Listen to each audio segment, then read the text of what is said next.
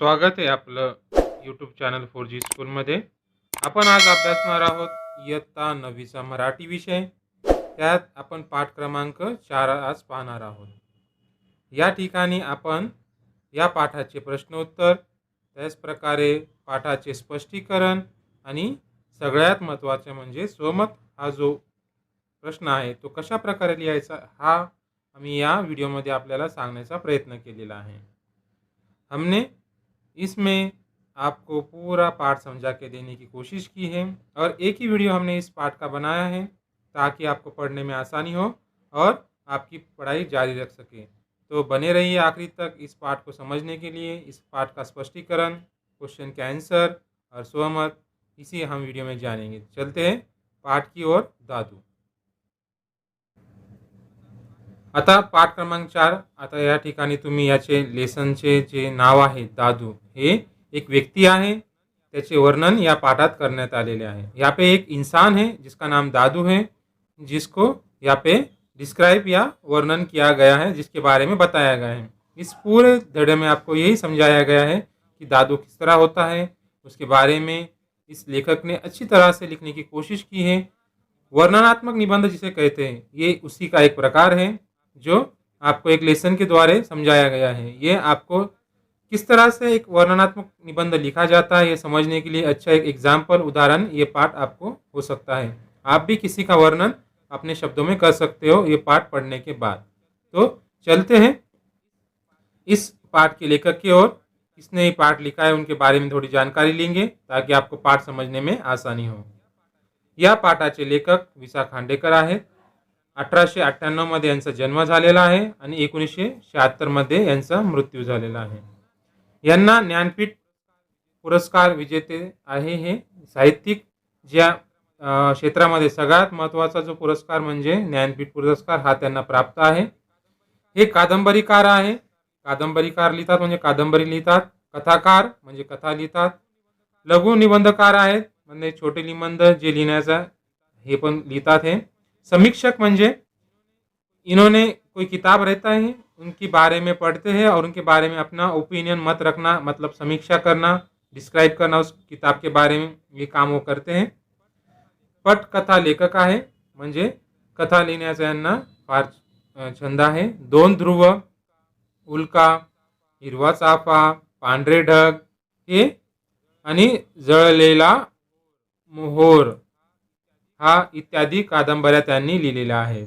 त्याचप्रमाणे वायुलहरी, चांदण्या, सायंकाळ इत्यादी लघु निबंध संग्रह त्यांनी लिहिलेले आहेत। त्याचबरोबर अश्रू, ययाती, अमृतवेल या त्यांच्या प्रसिद्ध कादंबऱ्या आहेत। म्हणजे त्यांचे हे लिखाण कोणते कोणते केलेले आहेत, कोणते कोणते किताबें उन्होंने लिखी है, इस बारे में यहाँ पे समझाया गया है आपको, ताकि आपको इस लेखक के बारे में जानने में आसानी हो और इस पाठ में थोड़ी रुचि पैदा हो। आइए देखते हैं इस पाठ में क्या समझाया गया आपको। आईप्रमाणे काळजी घेणाऱ्या दादूच्या प्रेमळ व संवेदनशील वर्तनाचे भावस्पर्शी वर्णन प्रस्तुत पाठात लेखकांनी केलेले आहे।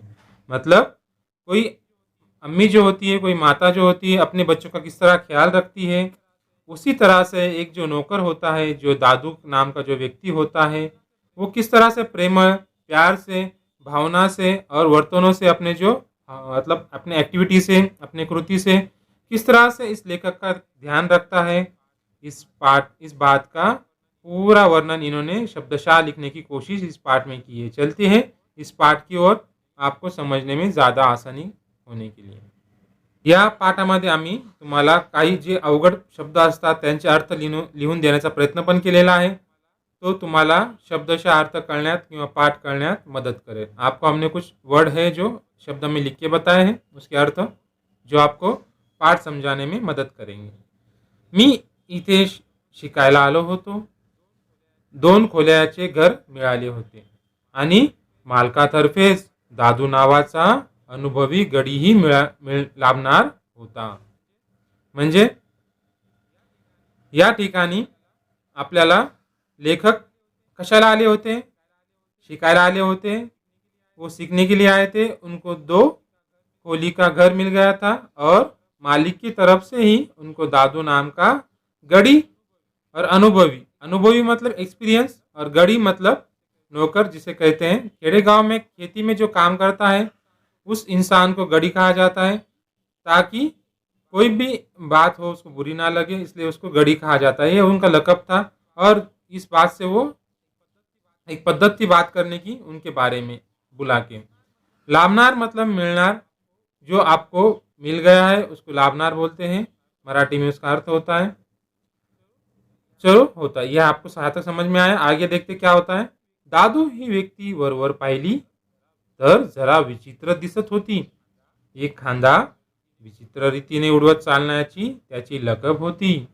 अभी जो दादू था उसके बारे में यहाँ पे बताया गया है, तो अलग दिख रहा, वो अलग ही तरह का दिखने का एक इंसान था, दिख रहा था, और उसका जो खांदा था वो उड़ाते हुए चलने की उसकी एक अलग सी लकब थी, मतलब विशिष्ट पद्धत वो रीति थी.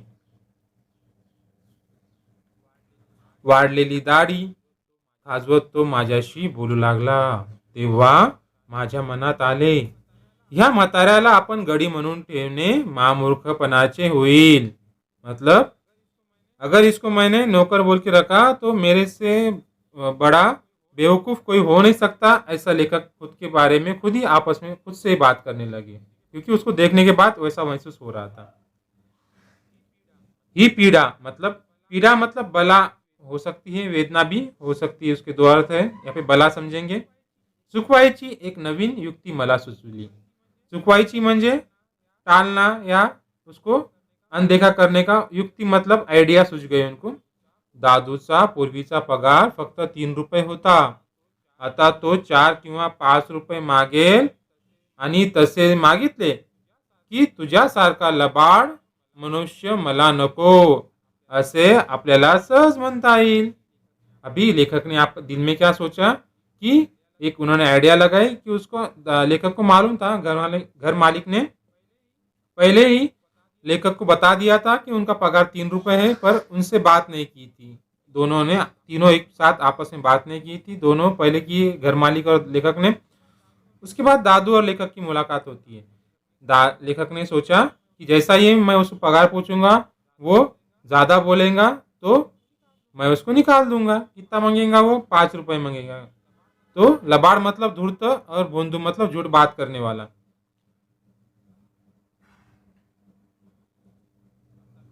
असा विचार करून मी दादूला म्हटले, मी सांगेल ते काम करावे लागेल तुला.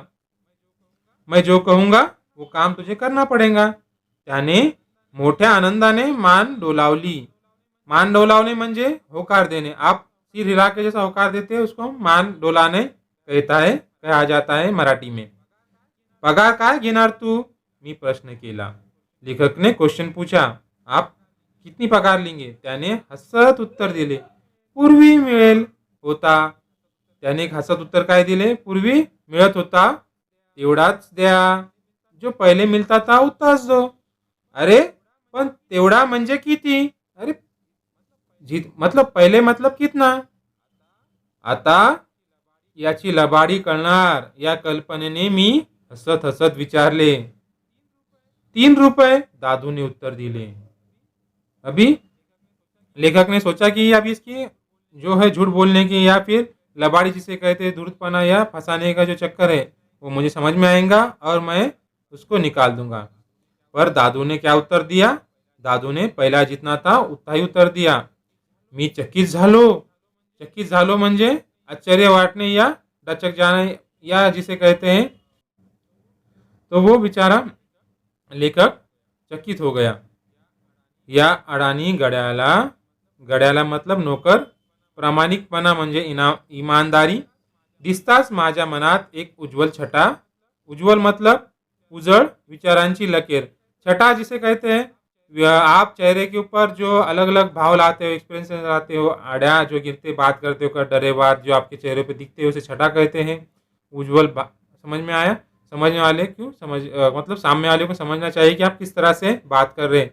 डरे हुए हो या चिड़े वाले हो या फिर समझदार हो, ये आपके चेहरे के ऊपर से समझ में आता है. उसको छटा कहा जाता है. विचारांची लकीर मतलब आप क्या सोच रहे हो उसके बारे में आपके चेहरे के ऊपर दिखाई देता है. चमकून गेली मतलब जो लेखक ना उसके चेहरे पे दिखाई दिया की ये बिचारा बहुत ईमानदार है और समझदार आहे और हमेशा सच बात करता है. मी काहीच बोलत नाही असे पाहून दादू म्हणाला. ₹3.25 सुद्धा राहीन मी साहेब. क्या कहा दादू ने. मुझे कम दिया तो भी चलेगा, मैं रहूंगा. दादूच्या वृक्ष दिसण्याच्या आड एक वेगळे सौंदर्य आहे असा मला भास झाला. अभी वृक्ष मतलब कोरडे या बेतुका जिसे कहेंगे या जिसमें कुछ जान नहीं है ऐसा कहा जाता है उसे. आड़ मतलब मागे, मतलब एक के पीछे एक, मतलब छुपा हुआ, अलग अलग. एक सौंदर्य मतलब एक अच्छा जिसे कहेंगे ब्यूटीफुल तरीका जिसे कहा जाता है. वेगळे सौंदर्य म्हणजे ब्यूटीफुलपणा है उसके अंदर. ऐसा भास मतलब चाहूल होते. एक एहसास होना जिसे कहेंगे. हा भास क्षणिक नव्हता, एका क्षणाचा नव्हता. मतलब क्षण भर, मतलब ये बात कुछ ऐसा लगता नहीं था कि बस फर्स्ट टाइम ही दिखेगा जिसे कहा जाता है. ये हमेशा नजर आएगा, ये समझ में आ रहा था. मी सांगेन ते काम करायला हवे. मैं बोलूंगा वो काम तुझे करना पड़ेगा. असे कामावर ठेवताना मी दादूला बजावले होते. बजावले मतलब अपनी जो बात है कड़क शब्दों में कह देना और समझा देना की मैं बोलूंगा वही काम तुझे करना पड़ेगा. पण मला त्याला काही सांगण्याचा प्रसंगच येत नसे. मी सकाळी उठण्याच्या आधीच गवळ्याच्या घरून तो दूध घेऊन येईल. मी उठून चूळ भरायला लागलो की दादूचा स्टोव फरफरू लागे. यहाँ पे क्या समझा गया कि लेखक ने पहले ही समझाया था कड़क शब्दों में कि मुझे जो बोलूंगा वो काम तुझे करना पड़ेगा. पर कभी काम बोलने का टाइम ही नहीं आया. वो क्या करता था, सवेरे सवेरे उठ गया गवड़ियाच्या घरून. मतलब एक गाय वाला जो होता है, मसी पालता है, देखते आप सिटी में ये बोला जाता है ज्यादा सा तौर के गवड़ी कहा जाता है उन्हें. क्यों? क्योंकि गवड़ी जो होते हैं भैंस गाय पाल के दूध बेचते हैं, दूध निकालते हैं, उनका पालन पोषण करते हैं. एक कुछ अलग पहचान होने के लिए उनको सिटी में कहा जाता है. पर खेड़े गांव में ये शब्द बहुत यूज नहीं होता है गवड़ी बोल के. ये ज्यादा से ज्यादा सिटी में ही यूज होता है. तो वो क्या करता था, उनके घर जाता था, वहां से दूध लेके आता था. मी उठून चूड़ भरू, मतलब चूड़ भरना यहाँ पे कहा आता है कि मुंह में जब कुल्ली करते हो आप पानी लेके या फिर गरारा करते हो, उसको चूड़ भरना मराठी में करते हैं. वो स्टोव मतलब आप देख सकते हो. स्टोव किसे कहा जाता है, स्टोव उसे कहा जाता है जिसे आप गैस के आने के पहले जो हम लोग यूज करते थे, चूल्हे के बाद स्टोव आया था जो राखे पे चलता है, उसे स्टोव कहा जाता है. चलिए आगे चलते हैं. चहात कमी साखर लागते हे त्याला दुसऱ्यांदा काही सांगावे लागले नाही. मला काडीचाही त्रास होऊ नये म्हणून तो जी धडपड करीत ती पाहिली कि मला आईची आठवण हुई. मतलब काड़ीचा ही त्रास न होने, मतलब कुछ भी परेशानी ना होने देना. मेरे को चाय में शक्कर कम लगती है, ये मुझे उसे दूसरी बार कहने की जरूरत ना पड़ी. उसी काम में जो तत्परता थी, जो काम करने की लकब थी, वो देख के मुझे अपनी अम्मी की या माँ की याद आती थी. दादू पंपाने पाणी काढू लागला की माझ्या मनात येई. या खडकाळ जागेच्या पोटात जसा पाण्याचा झरा आहे, त्याचप्रमाणे वरून वृक्ष दिसणाऱ्या दादूच्या अंतकरणातही प्रेमाचा एक गोड झरा आहे. मतलब जब पानी निकालता था वो हफ्सी से, तो मुझे लगता था कि ये जो खड़काल होता है, जो आप देख सकते हो, जो बौड़ी होती है पानी खोदे बाद या खड्डा हुए बाद, या जो पहाड़ी इलाका होता है वहां से पानी का झरा जो बहता है, आप देख सकते हो कभी पहाड़ी में गए तो, उसी तरह से इसके दिल में ही अच्छा सा प्यार भरा दिल है उसका, जो हमेशा दूसरे के लिए अच्छा ही सोचता है और हमेशा अच्छा ही काम करता है. मतलब प्रेमाचा गोड झरा इसच्या अंतकरणात, मनात, म्हणजे दिल में है, ऐसा यहाँ पे समझ में आता है. दादूने माझी सर्व माहिती केव्हाच काढून घेतली होती, पण स्वतःविषयी मात्र तो फारसा बोलत नसे. एक दोनदा रंगात येऊन त्याने आपली थोडीफार माहिती मला सांगितली होती. पर दादू जो इंसान था, जो नौकर था लेखक का, उसने लेखक की माहिती तो पहले ही निकाल ली थी, पर खुद के बारे में कभी कुछ बताया नहीं था. एक दोनदा रंगात येऊन मतलब, या रंगात आना मतलब अपने माहौल में आना, या फिर जिसे कहा जाता है कि ताल में आना, या फिर अपने स्वभाव में आना, उसे कहा जाता है. यहाँ पे लोग अलग अलग कहते हैं कि गुंग हो जाना कोई काम में, रंगात आने, तो ऐसे बात करते करते गुंग हो जाना खुद के बारे में, ऐसा जब हो जाता था तब थोड़ी बहुत ही मालूमात उसने अपने लेखक को दी थी। वो क्या दी थी देखेंगे उसके बारे में। दादू ने क्या मालूमात अपने बारे में कही थी ये हम आगे इसमें देखेंगे। त्याचा मुलगा माझ्या एवढाच होता, सोलापूरला कुठल्याशी गिरणीत होता. दादूच्या खेड्यातला जमिनीचा एक तुकडा सावकाराकडे खूप दिवस गहाण पडला होता. यहाँ पे गहान पड़ना है, आप समझ लीजिए कोई तारण रखता है या कोई चीज ये गिरवी रखता है जिसे कहा जाता है, उसे गहान रखा जाता है, मराठी में कहते हैं. म्हातारपणामुळे शेती होईनाशी झाली तेव्हा बायकोला घेऊन तो इथे आला आणि त्याने मुलाला सोलापूरला पाठवले. फार उशिरा झालेला एकुलता एक मुलगा होता तो त्याचा. तुम्ही आई बापा सोलापूरला मुलाकडेच का राहत नाही म्हणून मी त्याला विचारले. अभी दादू ने बताया कि मेरा एक बच्चा है पर वो मेरा एक जमीन का टुकड़ा है जो साहूकार के पास गहन है, हमने रखे वाला है. वो हमसे अब खेती होती नहीं है मुझसे, और बच्चा एक बोलता एक है. हम दोनों ही रहते हैं पर बच्चे को सोलापुर को हमने भेज दिए क्योंकि देखते क्या होगा. अभी लेखक ने बोला आपने बच्चे को सोलापूर को भेज दिया तो आप भी उनके पास जाके क्यों नाही रहते. तो ने बताया आम्ही दोघं सोलापूरला गेलो की तिथं पोराचा खर्च वाढणार, बच्चे का खर्चा बढ़ जाएगा. मग तो सावकाराकडली जमीन सोडून कशी घेणार. फिर वो सावकार के पास जो जमीन है हमारी वो कैसे किस तरह छुड़ाएगा. बायको इथं कडधान्य विकून 4 पैसे मिळवते. मेरी जो औरत है, जो मेरी अर्धांगिनी है, वो यहाँ पे कुछ कडधान्य मतलब अनाज बेच के 4 पैसे मिलाती है. सोलापुरात ती काय करणार. वो सोलापूर में क्या करेंगे. तिथं मोड़ खपतात की नाही कौन जाने. वहाँ पे कच्चा माल या खराब जो चीज़ है कहे जाते हैं. मोड़ मतलब इसमें मोड़ कहना है, यहाँ पे एक शब्दशः अर्थ मत लीजिए.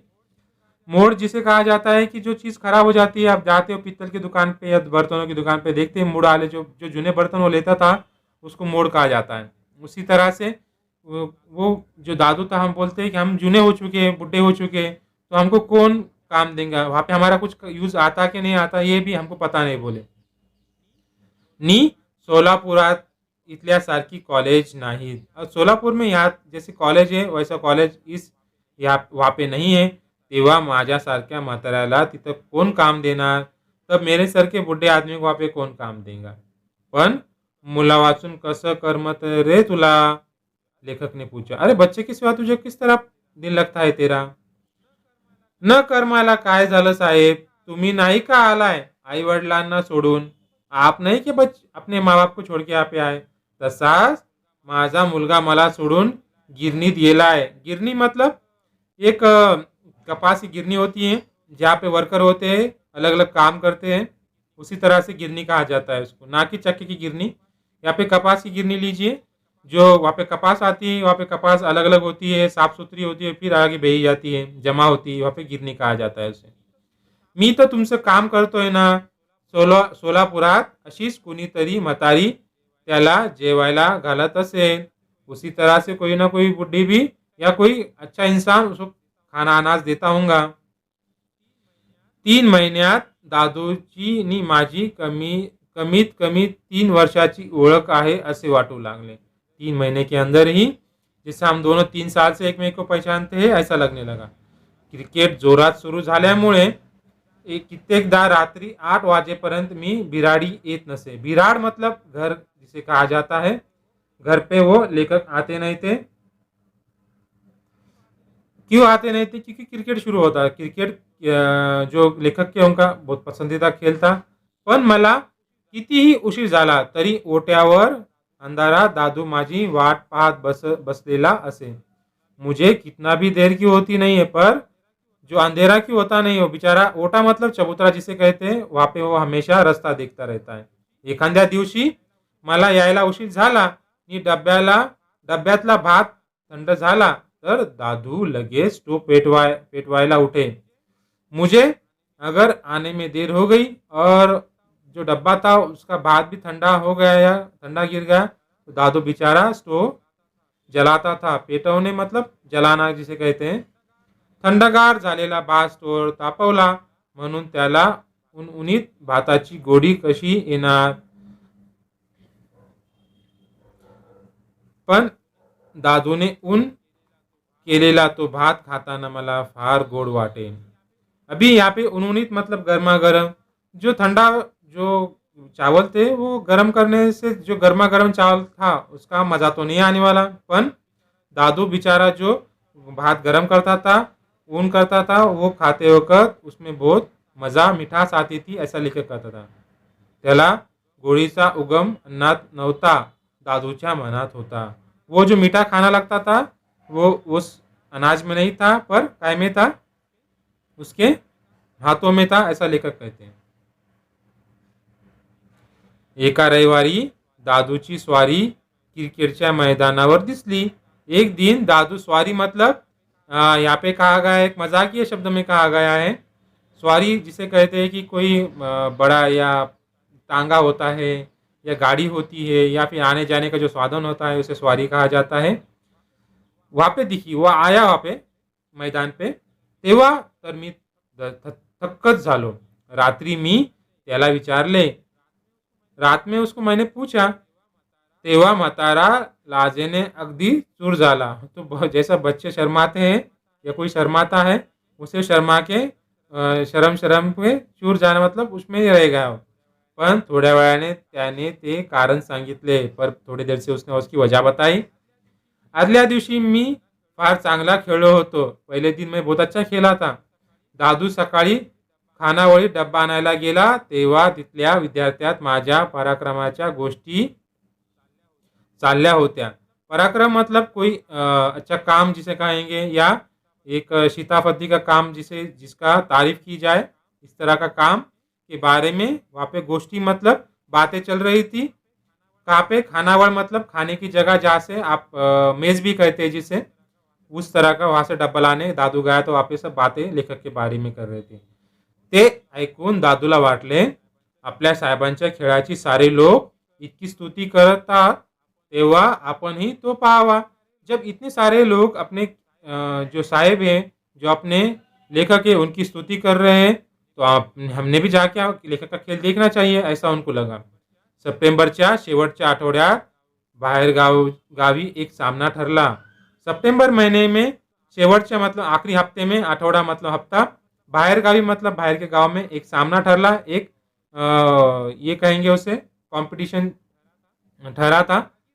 जहागीरदार नावाचा माझ्याच कॉलेजातला एक मित्र आमचा कप्तान होता. अभी जहागीरदार नाव का जो बच्चा था वो उनके कॉलेज में का एक कप्तान था, उनका दोस्त.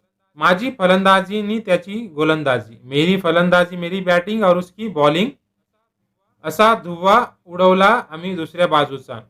और दूसरे जो लेखक थे जिसकी जो अपोजिट टीम थी, धुआं उड़ाना मतलब हरा देना या परेशान कर देना जिसे कहते हैं, या गोंधड़ में डालना जिसे गोंधड़ा टाकने, या डचका देना, बिचका देना, ऐसा भी उसका अर्थ होता है धुआं उडवला दुसऱ्या बाजूचा. परत येताना मी जागीरदारच्या गाडीत बसलो. आते वक्त मैं जागीरदार जो लेखक के साथ में दोस्त था उनकी गाड़ी में बैठे. गाडी हाकणे मतलब गाडी चलाना आणि सामन्याच्या गप्पा मारणे या दोन गोष्टीपैकी अधिक बेफानपणे तो कोणती गोष्ट करत होता हे सांगणे फार कठीण होते. बेफानपणे मतलब जिसे कहा जाता है खूब जोराने, या फिर जो अपने ताल में, या फिर और एक का वर्ड यूज कर सकते हैं आप यहाँ पे बेफान को. बेफिक्र होके जो काम कर रहा था मतलब बातें कर रहा था या गाड़ी बेफिक्र होकर चला रहा था, मुझे नहीं पता बोले उसके बारे में. हे सांगणे फार कठीण होते. खेळताना मनुष्याला भान नसते, त्यामुळे खेळाच्या श्रमाने अंग किती अंबून गेले आहे याची कल्पना गाडीत बसेपर्यंत मला आली नव्हती. मग मात्र अंग ठणकू लागले. यहाँ पे क्या हुआ, क्रिकेट खेल खेल के या काम कर करके, श्रम मतलब कष्ट कर करके, अंबून जाने म्हणजे थकने या दुखना जिसे कहते हैं, कनकन करना, आंग कसकस करना उसे कहते हैं अंबून जाने. त्याची कल्पना मला गाड़ी में बैठने बाद लेखक को समझ में आया कि दिन भर क्रिकेट खेल के मेरा आंग कितना दुखने लगा बोल के. आइए आगे चलते. माझ्या बिराडापाशी गाडी येताच मी उतरू लागलो तेव्हा जागीरदार म्हणाला, आमच्या बंगल्यावर चल की, अंग फार दुखतंय. मी म्हटलं, माझ्याच खोलीवर आपण चहा घेऊ. मैंने उसको चाय का आग्रह किया और उसने उसको कहा कि मेरे खोली पे आप हम चाय लेंगे चल बोल के. चहा? तो मोठ्याने हसत हसत म्हणाला, माझं सुद्धा अंग दुखतंय. चहानं नाही बरं वाटणार आता. मग काय मागू? ऐसा लेखक ने उसको क्वेश्चन किया. चाय से अगर अच्छा नहीं लगा तो फिर क्या क्या मंगाना है? बियर, तो शांतपणे म्हणाला. दादू ते ऐकत होता. मी विचारात पडलो. सापावर पाय पडावा तसा दादू दचकला आणि भूत दिसेल तर मनुष्य ज्या ज्या दृष्टीने त्याच्याकडे पाहिल त्या दृष्टीने तो माझ्याकडे बघू लागला. म्हणजे बियर जो वर्ड सुन के ही दादू दचक गया और सांप पे पैर गिरे बाद जैसा इंसान बिचक जाता है और एक अंधा भूत या कोई घोस्ट दिखे बाद जैसा आप डर जाते हो उस तरह से वो दचक भी गया और लेखक की तरफ भूत जैसा दिखता है आपकी आंखें बड़ी की बड़ी फटी या फटी हो जाती है उस तरह से वो लेखक की तरफ देखने लगा. मी म्हटले, अधिक धावत जा, जागीरदारला हवी आहे. मैंने दादू को तरफ देख के कहा कि भागते जा, वो जागीरदार को होना. फिर क्या होता है देखिए. देखिए दादू क्या कहता है. तो जागीरदार असेल नाहीतर राजा असेल मी जाणार नाही. क्या कहा उन्होंने? वो कोई भी हो, जागीरदार हो या राजा हो, मैं जाऊंगा नहीं, ऐसा दादू ने कहा. फिर लेखक ने क्या कहा. मी हळूच म्हटले, दादू या महिन्यातला तुला 1 रुपया जास्त देईन, मुकाट्यात जा. नी इतना ही कहना था कि लेखक का दादू ने बोला, एक सोडून 100 रुपये दिले तरी. यहाँ पे वो रुक जाता है, कन्वर्सेशन पूरा नहीं होता है. एक क्या 100 रुपये भी ज्यादा दिए ना ये महीने के. तो दादू ने माझी नोट फेकून दिली. दादू ने मेरे पैसे फेंक दिए. ऐसा कहते हुए लेखक चिड गया. मी संतापाने म्हटले, नोकरीवर ठेवले तेव्हा मी सांगेन ते काम करायचं कबूल केलं होतंस तू. आत्ताच्या आत्ता गेलास तर बरा आहे, नाहीतर. लेखक ने कहा कि मैंने तुझे कबूलनामा लिया था तेरे से, जो मैं काम बोलूंगा तुझे वो करना पड़ेगा. अभी क्या अभी नहीं गया तो देख. फिर दादू क्या कहता है देखिए. नाहीतर माझी नोकरी जाईल ना, होय ना. नमस्कार साहेब, असली काम करून जगण्यापेक्षा पोटात काटे भरीन काटे. ऐसा उसने मुझे जोर से और डराते हुए कहा. क्या कहा उसने? ऐसी नौकरी करने से अच्छा है मैं काम ही छोड़ दूं, और ऐसा खाना बेईमानी का खाना खाने से अच्छा है मैं कुछ भी अपनी चटनी रोटी खा के अपना पेट गुजारा कर लूंगा, पर ऐसी काम नहीं करूंगा. त्याचा आवाज घोगरा झाला होता. डोळेही भरून आले होते. आवाज घोगरा होना मतलब जिसे कहते हैं कि बहुत परेशान हो जाना, बेहाल हो जाना, कुछ समझ में नहीं आना, उसे ऐसा आवाज़ घोगरा हो जाना ऐसा कहते हैं. आपके हाथ में जब बेबस हो जाते हो, जब भी आपका आवाज़ देखिए किस तरह से नरम हो जाता है और आप परेशान हो जाते हो. डोळे भरून आले होते. पुढे एक शब्द न बोलता तो चालू लागला. उसकी आंखों में पानी आ गया था, आंसू बहने लगे थे और एक वर्ड भी न कहते हुए निकलने लगा. लेखक को क्या लगा देखिए. लेखक बोलता है, माझी मलाच लाज वाटू लागली. उसकी मुझे मुझे मेरी ही शर्म आने लगी. मी धावत गेलो. मैं भागते हुआ गया. दादू फाटक उघडत होता. मी त्याला हात धरून म्हटले, दादू कुठं चाललास? दादू गेट खोल रहा था. फाटक मतलब गेट. मैंने उसका हाथ पकड़ा और बोला, किधर जा रहा है तू? कुठे चाललास? तुमच्या आईकडे साहेब. हाँ? लेखक बोला, अरे माझ्या आईकडे? हो हो तुमच्या आईकडे. कशाला? लेखक पूछता है उसे, कशाला चालला बा माझ्या आईकडे? त्यांच्या झाडाला कीड लागली आहे हे सांगायला, ऐसा दादू ने कहा. तुम्हारे झाड़ को कीड़ लग गई है, तुम्हारा झाड़ खराब हो रहा है, तुम्हारा बच्चा खराब हो रहा है, ऐसा बताने जा रहा हूं. रागीर स्वराने मी उद्गारलो. लेखक चिडके बोलता, मी वाटेल ते करीन, तुला काय करायचं त्याच्याशी? लेखक बोला कि मैं करूंगा जो मेरे दिल में आया, तुझे क्या करने का उससे? मला काय करायचंय? मला माझ्या मुलाला सांभाळायचं आहे. तुझा मुलगा तो सोलापुरात आहे, ऐसा लेखक ने कहा। दादू ने कहा कि मुझे मेरे बच्चे को संभालना है। तो लेखक ने कहा तेरा बच्चा तो सोलापुर में है ना, यहाँ कहाँ पे है फिर? होय साहेब, तिथं तो काही भलता सलता करायला लागला तर त्याच्या जवळ असलेल्या म्हाताऱ्यांनी त्याला आवरायला नको का? तिथं लोकांनी त्याला सांभाळायला हवं. मग मी फिर क्या कहा दादू ने? अरे वो भलते सलते मतलब गलत सलत करने लगा, कुछ भी करने लगा तो उसको बाकी लोगों ने संभालना नहीं, आवरने मतलब संभालना, समझाना नहीं, समझाना कि उन्होंने उसी तरह से यहाँ पे मैं समझा रहा हूँ आपको. त्याच्या डोळ्यातून घळघळ पाणी वाहू लागले, उसके आंखों में से आंसू बहने लगे. घळघळ मतलब जोर जोर से पाणी बहने लगे. त्याच्या पाठीवरून हात फिरवत मी म्हटले, रडू नकोस दादू, तुझी नोकरी कायम आहे. रो मत दादू, तेरी नोकरी कायम आहे. नोकरी कराता मी रडत नाही साहेब. तुमच्याऐवजी माझा मुलगा असता तर मला जेवढं दुःख झालं असतं तेवढं मगाशी तुम्ही दुकानावर जायला सांगितले तेव्हा झालं. आपने जब मुझे दुकान पे जाने को कहा वो टाइम में मुझे बहुत दुख हुआ, ऐसा उन्होंने कहा. दादू हात धरून मी त्याला घरात नेले. दादूचे हात धरून मी त्याला घरात नेले. मी खोलीत गेल्याबरोबर जागीदार म्हणाला. मैं जैसा खोली में गया वैसे जागीदार ने पूछा, कुठे गेला होतास? कहाँ पे गया था रे बाबा? ऐसा उसने मुझे प्रश्न किया. अशा प्रकारे त्यांनी मला क्वेश्चन केला. चला पुढे पाहू काय झालं. बाहेर तारवाला आला होता. तारवाला मतलब पोस्ट ऑफिस में जो आता है, पोस्ट वाला उसे तारवाला कहते हैं मराठी में. तार? कुणाची तार आली बुवा यावेळी? ऐसा जागीरदार ने कहा. फिर लेखक ने कहा, आईची, फार आजारी आहे ती. लेखक ने कहा, मेरी अम्मी की तार आई है, मेरी अम्मी की चिट्ठी आई है, वो बहुत बीमार है. मी घाई घाई ने ट्रंक उघडली. मैंने जल्दी जल्दी में, घाई घाई ने म्हणजे लवकर लवकर, जल्दी जल्दी. ट्रंक मतलब एक पेटी होती है जिसमें जुने लोग सामान ले जाते थे. पेटी आती थी, उसमें सामान रख के जो भी ट्रैवलिंग पहले लोग करते थे. आज तो मॉडर्न ज़माने के सूटकेस है, बैग है जिसको चक्के होते हैं. पहले उस तरह नहीं होता था.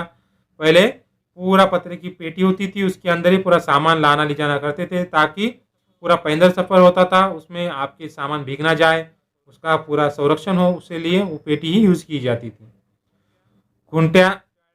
खुंट्याळ्यावरचे कपडे काढले आणि सामान बांधाबांध करू लागलो. जागीरदार म्हणाला, बरं मी जातो हं.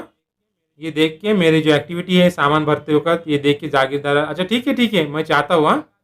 त्याला दारापर्यंत सोडून परत आलो. उसको दरवाजे तक छोड़ के हुए मैं वापिस आया. दादू एखाद्या लहान मुलाप्रमाणे हसत उभा होता. दादू एक छोटे बच्चे तरह का जैसा हंसता है उस तरह वहाँ पे वो हंस रहा था मुझे देख के. जब मैं वापस आ रहा था उसको लेकर, जागीरदार को छोड़ के हुए. इस तरह से एक अच्छा वर्णन इस पाठ में किया गया है. वर्णनात्मक निबंध का एक पाठ है ये. आप अपने हिसाब से इसका वर्णन कर सकते हो, आपको जिस तरह समझ में आया. तो इसके हम क्वेश्चन आंसर देखेंगे. आपको ये पाठ पूरा समझ में आया होगा. अगर कुछ नहीं समझ में आया तो कमेंट में बताइए, हम उसको और समझाने के देने की कोशिश करेंगे ताकि आपको पढ़ाई पूरी तरह से हासिल हो. यही हमारा एक उद्देश्य है वीडियो बनाने का. आइए क्वेश्चन आंसर की ओर चलते हैं. स्वाध्याय देखो आप. खालील चौकटी पूर्ण करा. प्रश्न पहिला, दादूची लकब. दादू का चलने का तरीका या एक पद्धत किस तरह की थी? एक खांदा विचित्र रीतीने उड़वत चालणे, एक खांदा अलग तरीके से उड़ाते चलना, ये उसकी लकब थी.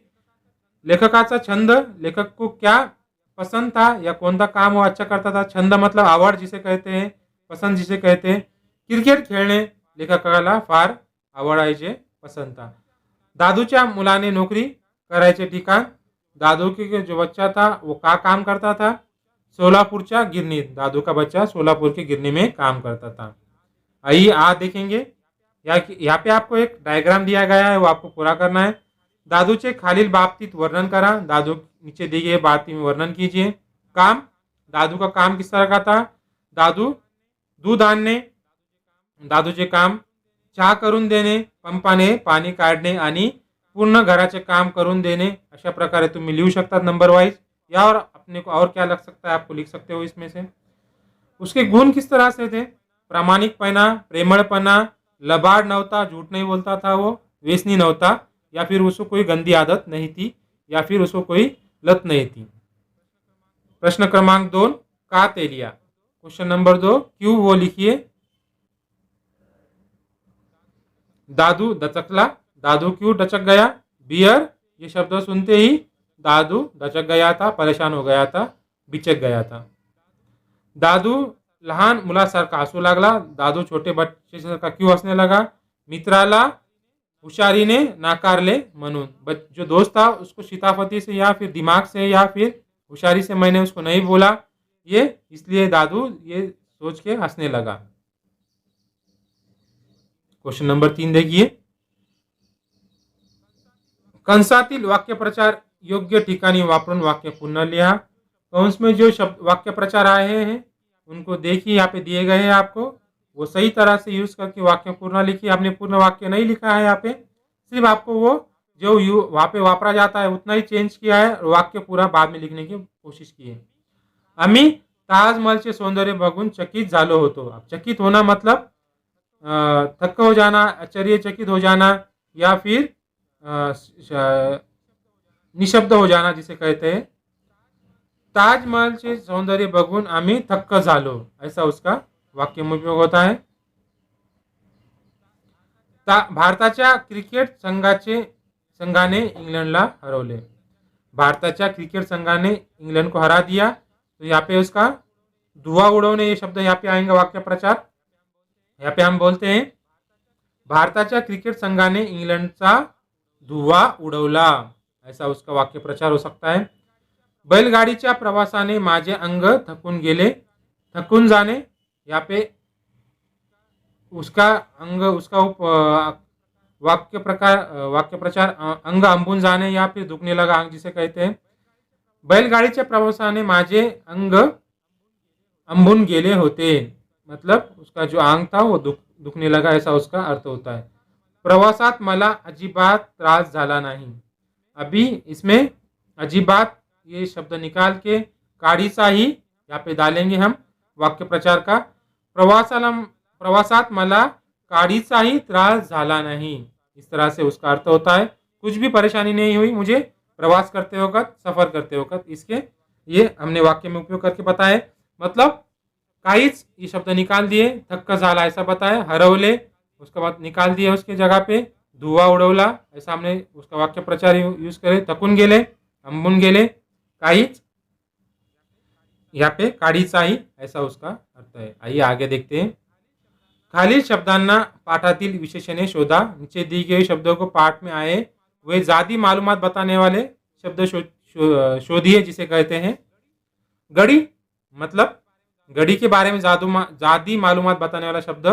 गड़ी किस तरह का था? अनुभवी था। जागा, जागा किस तरह की थी? जगह किस तरह थी? खड़काड़, मतलब जहाँ पथरे थे इस तरह की थी।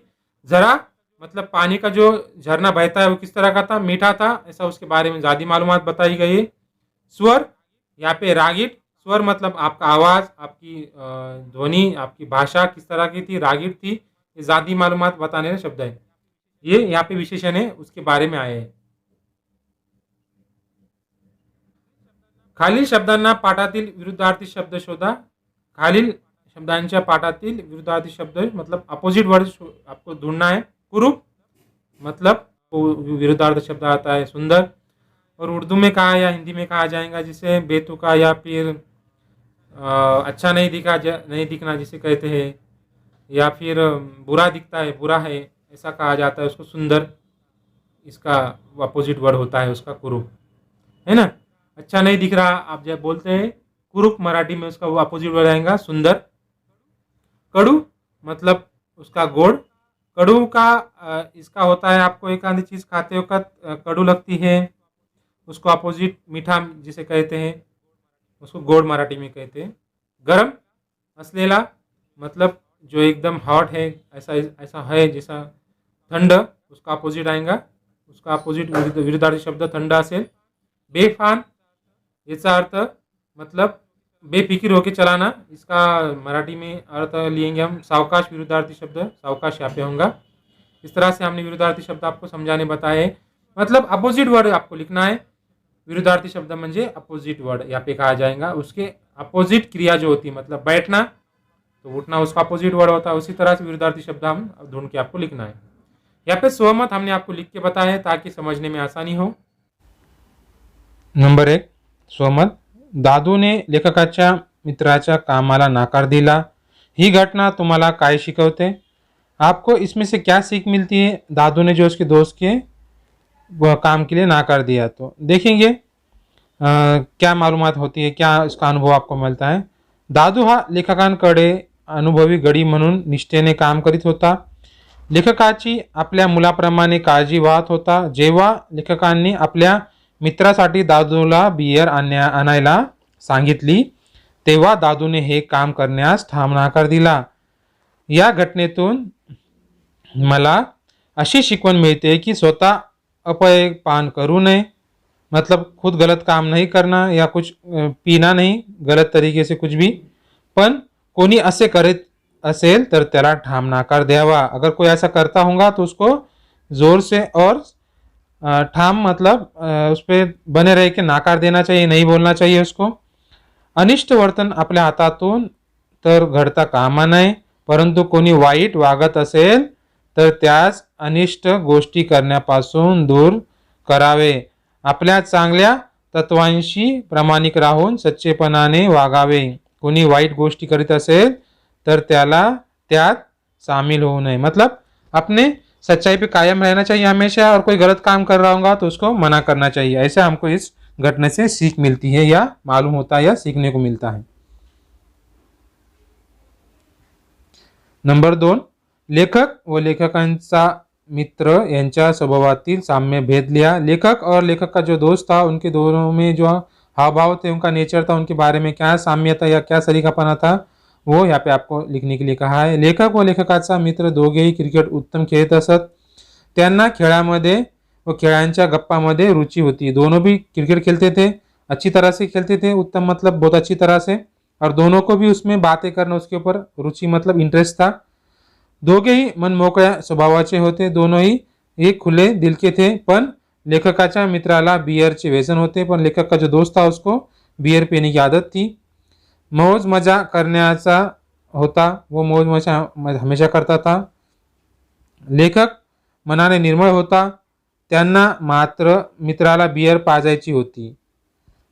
क्या लेखक दिल का खुला था, उसको दोस्त को अपनी वो बियर पिलाने की थी, दारू पिलाने की थी, परंतु दादूने विरोध करताच दादूचा नकार समजून घेण्याचा मनाचा मोठेपणाही लेखकाकडे होता। दादू ने अगर वो मना कर दिया बियर पिलाने से, दारू पिलाने से उसके दोस्त को, वो भी समझ के लिए लेखक ने, वो भी बड़ेपना उसके पास था, छोटे को भी वो मान देता था, बड़े को भी मान देता था, ऐसा उसका स्वभाव था। काहीतरी निमित्त काढून त्याने मित्राला बियर देने नाकारले। कुछ तो भी निमित्त करके उन्होंने जो थी चीज पिय उसको नकार दिया, और आणि दादूच्या प्रामाणिकपणाची प्रतिष्ठा ठेवली, और दादू का जो अच्छापना था या जो हमदर्दीपना था वो उसकी भी उन्होंने मान रखा। प्रतिष्ठा ठेवणी मतलब मान रखना। लेखकांनी मित्रालाही दुखावले नाही व दादूच्या भावनाची कदर केली, मतलब लेखक ने अपने दोस्त को ही दिल दुखाया नहीं, और अपने जो नौकर था उसकी भी दिल का मान रखा या फिर उसकी अहमियत रखी। ये सब चीज़ें यहाँ पे समझ में आती है, मतलब लेखक एक मृदु स्वभाव का और अच्छा समझदार इंसान था, ये यहाँ पे समझ में आता है। दादूच्या स्वभावातील विशेष तुमच्या शब्दात लिहा। जो दादू नौकर था उसके स्वभाव जिस तरह था, उसका रहन सहन किस तरह का था, उसका आपको वर्णन यहाँ पे खुद के शब्दों में करना है। दादू हा लेखकांना लाभलेला अनुभवी गडी होता। प्रथम दर्शनी लेखकांना तो लबाड वाटला, परंतु दादू मधील प्रामाणिकपणा पाहून लेखक चकित झाले। पहले देखते ही वो एक झूठा इंसान लगा उनको, पर उनके ईमानदारी देख के वो चौक गए और अचंबित रह गए। दादू दिसायला वृक्ष असला तरी त्याच्या वृक्षपणाच्या आड एक दोबत सौंदर्य होते।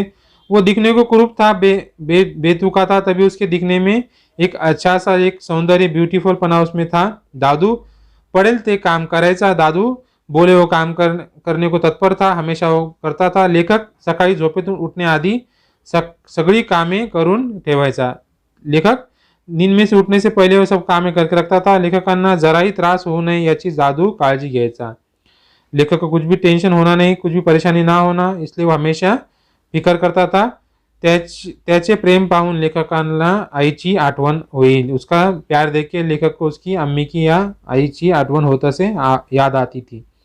अशा प्रकारे दादूच्या मनात एक प्रेमळ झरा अखंड वाहत होता. इस तरह से दादू के दिल में एक प्रेमळ झरा अखंड वाहत होता. यहाँ पे आपको समझ में आता है. पाठात तुम्हाला सर्वात आवडलेली बाब तुमच्या शब्दात लिहा. आपको लेसन में कौन सी चीज़ पसंद आई, आपने शब्दों में आपको वर्णन करना है. दादूने लेखकांना बियर आणण्यासाठी ठाम नकार दिला व लेखकांना अनिष्ट गोष्टी करण्यापासून प्रवृत्त केले. ही पाठातील बाब मला सर्वात आवडली. हे कृत्य करताना दादूला लेखकाच्या जागी स्वतःचा मुलगा दिसला. दादू वडिलांच्या भावनेने भारावून रडू लागला.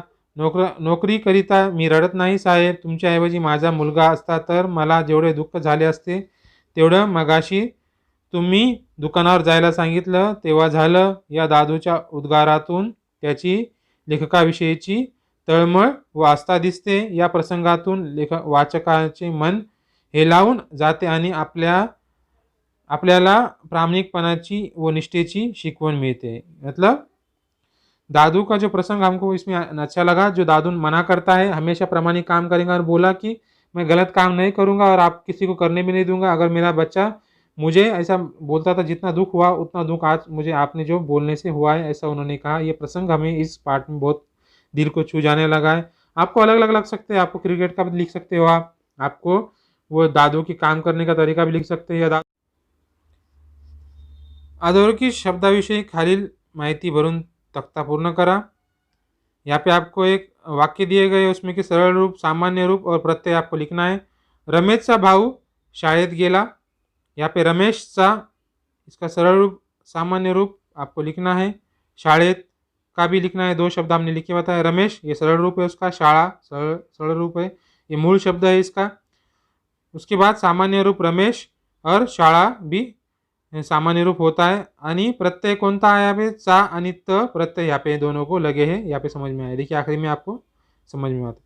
बँकेने शेतकऱ्याला कर्ज दिले. बैंक यहाँ पे मूल शब्द है, शेतकरी मूल शब्द है. बैंक के और के मात्रा लगाया हमने यहाँ पे. शेतकऱ्या ये सामान्य रूप होता है इसको. और प्रत्यय ने और ला ये विभक्ति के प्रत्यय है. ने और ला यहाँ पे जोड़े हैं इसको.